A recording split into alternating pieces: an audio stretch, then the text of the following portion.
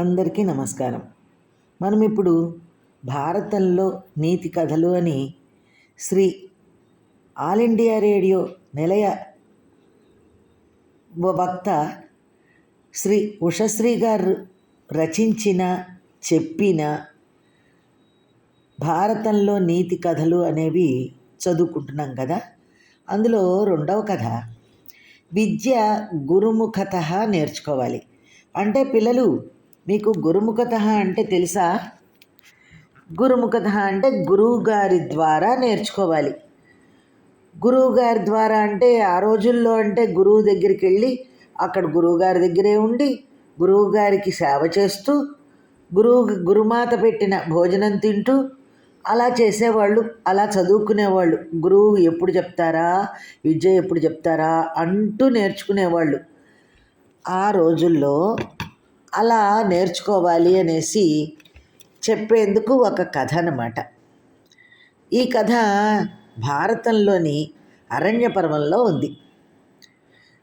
శ్రీమద్ మహాభారతాన్ని ఎవరు రాశారు?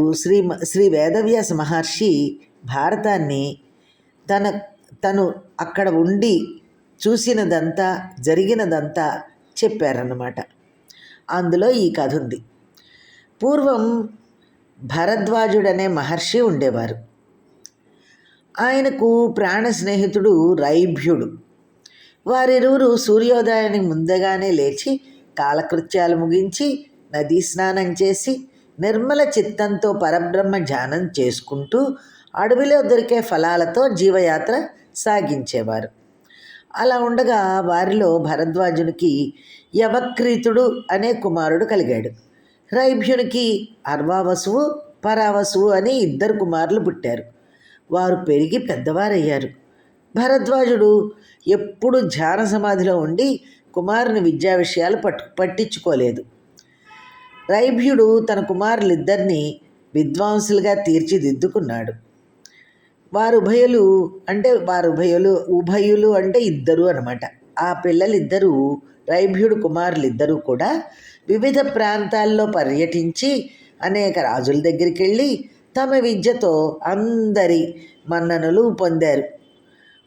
ప్రతి వాళ్ళు ఎక్కడికి వెళ్ళినా సరే అందరిలోనూ చక్కగా వీళ్ళు చాలా బాగా చదువుకుంటున్నారే, చాలా గొప్ప తెలివిగల వాళ్ళే అనే మాట తెచ్చుకున్నారన్నమాట. దాంతో ఇది చూసిన భారద్వాజుడు కొడుకైన యవక్రీతుడికి బాధ కలిగింది. వాళ్లలాగా తను కూడా విద్యావంతుడై విశేష ఖ్యాతి సంపాదించాలనుకున్నాడు. కానీ వాళ్ళ నాన్నగారైన భరద్వాజుడు తనను పట్టించుకోకపోవటంతో యవక్రీతునికి సరైన విద్యాభ్యాసం అందలేదు. దాంతో యవక్రీతుడు కొంచెం చదువు లేకుండా ఉండిపోయాడు. దాంతో అదే ఊహతో తపస్సు ప్రారంభించాడు. తపస్సు చేసి విద్యను సాధిస్తాం అనుకున్నాడు. యవగ్రీతుని తీవ్ర నిష్టను గ్రహించి దేవేంద్రుడు వచ్చి స్వామి, విద్య అనేది గురువు ద్వారా అధ్యయనం చేయక తప్పదు. అప్పుడు కానీ వేదాంగ విజ్ఞానంతో మనసు పరిపక్వం కాదు. ఈ ప్రయత్నం మాని ఉత్తమ గురువును ఆశ్రయించు అని చెప్పాడు. ఈ మాట యవక్రీతునికి నచ్చలేదు. తపస్సు చేస్తూనే ఉన్నాడు. ఉచిత రీతిని వీరికి ఉపదేశించాలని ఇంద్రుడు ముసలి బ్రాహ్మణ వేషంలో వచ్చి గుప్పడితో ఇసుక తీసి నదిలో పోయడం మొదలుపెట్టాడు.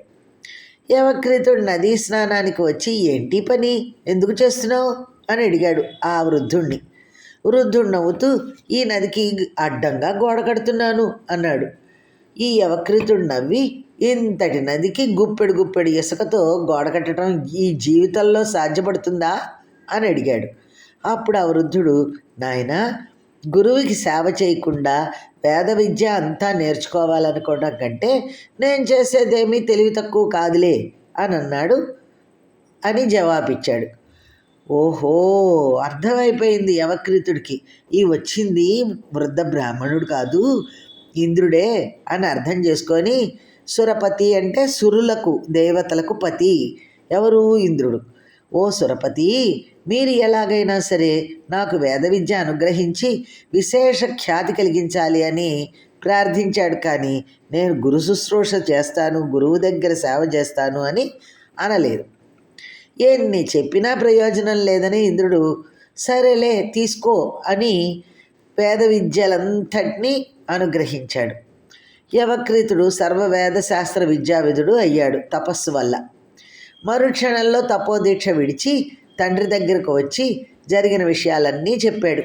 అప్పుడు భరద్వాజుడు అన్నాడు, నాయనా, ఈ విధంగా విద్య సాధించడం వల్ల అది అహంకారం కలిగిస్తుంది. అహంకారం ఆత్మనాశనానికి కారణం నాయన. ఇంత చిన్న వయసులో తీవ్ర తపస్సు చేసి వరాలు పొందడం మరింత అహంకారానికి హేతు అవుతుంది. అయినా ఒక మాట విను, నువ్వు ఎప్పుడూ కూడా రైభ్యుని ఆశ్రమ పరిసరాలకు వెళ్ళబోకు, ఆయన కుమారులతో వైరం తెచ్చుకోకు అని అన్నాడు. ఎందుకంటే యవక్రీతుడేమో దైవధ్యానం చేసి తపస్సు వల్ల సాధించుకున్న విద్య అయితే వీళ్ళకి అలా వచ్చిన విద్య కాదు. మామూలుగా వాళ్ళు కష్టపడి చదివి గురువులకి సేవ చేసి సంపాదించుకున్న విద్య. అది పోయేది కాదు. ఇది తపస్సు గనక ఏదైనా తేడా వచ్చినా, వీళ్ళు తను గనక తప్పుగా మాట్లాడినా ఆ విద్య నశించిపోతుందన్నమాట. ఇది వరం వల్ల వచ్చిన విద్యలు అలా పోతాయి. అందుకని అని చెప్పాడనమాట. వాళ్లతో వైరం తెచ్చుకోకు అని చెప్పాడు తండ్రి.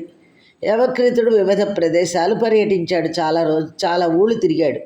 అలా ఉండగా ఒకనాడు, అది వసంతమాసం, అరణ్యమంతా పూలవాసనలతో ప్రకృతి అంతా పరమరమణీయంగా ఉల్లాసకరంగా ఉంది. అట్లాంటి సమయంలో యవక్రీతుడు అనుకోకుండా రైభ్యుని ఆశ్రమ ప్రాంతానికి వచ్చాడు.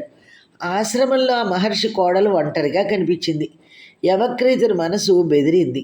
ఇంద్రియాలు వశం తెప్పిపోగా ఆ ఇల్లాలిని బలాత్కరించి భోగించి వెళ్ళిపోయాడు. అది కూడా తప్పే కదా. ఆశ్రమానికి వచ్చిన మహాముని ఆ కథ విని తీవ్ర క్రోధంతో తన శిరస్సు నుండి 2 జటలు తీసి హోమం చేసి ఒక సుందరాంగిని, ఒక రాక్షసుణ్ణి సృష్టించాడు. వారిద్దరూ మహర్షి ఆదేశం ప్రకారం యవక్రీతుని సమీపించారు.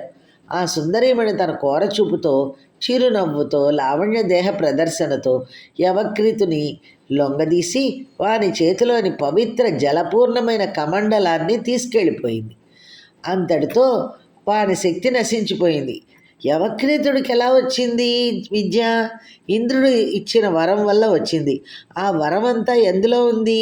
యవక్రీతుడి చేతిలో ఉన్న కమండలంలో ఉంది. ఆ కమండలంగాడ కాస్త ఆ సుందరాంగి తీసుకెళ్ళిపోయింది.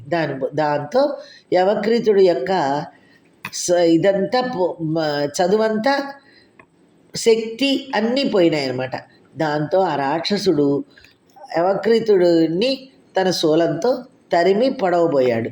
సరిగ్గా భరద్వాజుడు ఆశ్రమం ద్వారం దగ్గర అతన్ని చంపేశాడు.